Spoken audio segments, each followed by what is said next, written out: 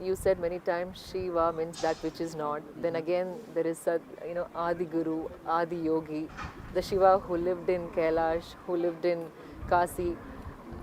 What is that like? What is that which is not, and what is this Shiva whom you talk as Adi Yogi? See, Shiva means that which is not. When we say that which is not, we are talking about a dimension which is not physical in nature.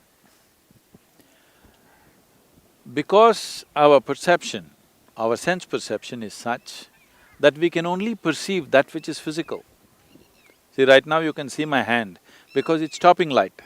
You can't see the air because it's not stopping light. Though the air that you breathe right now is more vital to your life than my hand, isn't it? But you can see this, you can't see that. In other words, our senses are geared to see only what is required for our survival process. Anything more than that, if you want to see, you need a certain enhancement of perception. So entire yogic system is enhancement of this perception.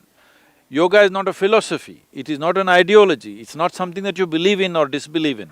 It is something that you use to enhance your perception, to sharpen your perception in such a way you can see things that you're not seeing right now. You can hear things that you're not hearing right now. See, right now, the meteorological department is saying, day after tomorrow it's going to rain.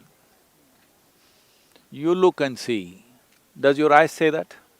Not at all. No, it doesn't. But I'm telling you, there are many birds and animals here which all know that day after tomorrow it's going to rain.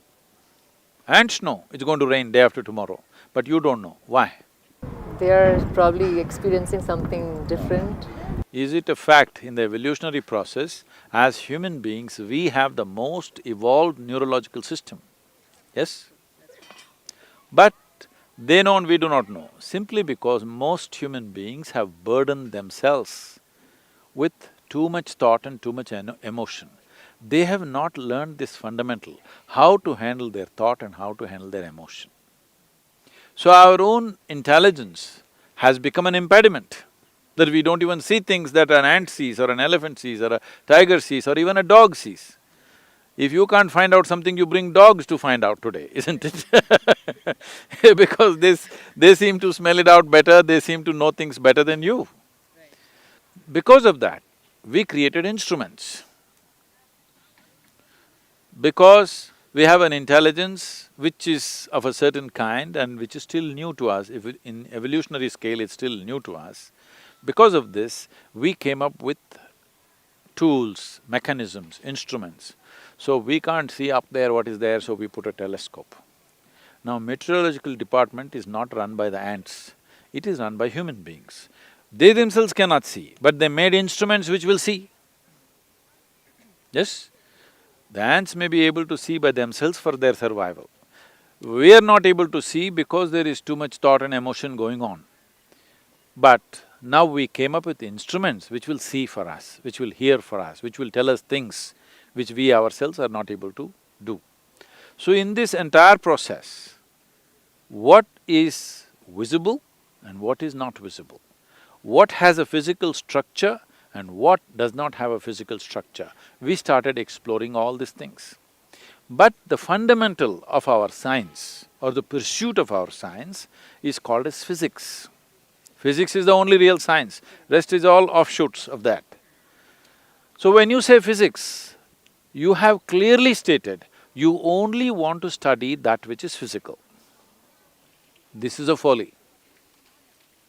This is the biggest mistake we've made. Now we are saying, only if it's physical, it can be studied and it exists. Anything that is not physical does not exist. Is it a fact that your physical body is an accumulation? Yes. Over a period of time you accumulate it. So, if only this is real, you as a person, you as a life is not real. This is what we are stating. I'm saying this is where the fundamental flaw is. So, Shiva means that which is not. So, we are talking about in some way accessing that which is not physical or which is not in the purview of so-called physics or the modern science as we're talking about it. Today modern science knows that there seems to be something beyond, so now they're saying your logic won't get you there, so they're inventing something called as fuzzy logic. But still it's not enough because still you're trapped in your own setups, because it's physics. You are only willing to accept the physical as reality. That means your very life is not a reality. The life that you are is not a reality, only your body is reality. So we have developed an entire culture based on this. When you say Shiva, in a way, you're transcending that limitation of cultural limitations, scientific limitations, the mindset limitations that people have. Then where did he come from? If you grasped certain things and you got a certificate, you have grasped certain aspects of human body, we will tell you, oh, she's doctor. So how did you become a doctor? Because you perceived something. So now, a yogi came, he never bothered to introduce himself. So we call him the first yogi. Adi yogi means the first yogi, because he never told us his name. Then somebody said, but he's Shiva, because he's grasped that which is not. Because he's grasped that which is not, we also call him Shiva. So, right now, in the popular culture, he is Shiva, but in the spiritual culture, he is Adi Yogi. Because for him, for us, he is a yogi, that's why we are interested in him. Because he experienced that which is not, we also call him Shiva. Now, if you look here, the male members of the people who are sitting here, more than 70% of them, their names are some expression of Shiva. Have they realized something? Have they seen that which is not? No. But they are capable. So we know they are potential Shiva. So we call them also Shiva. We may even name our dog Shiva, okay? We don't think it's an offense.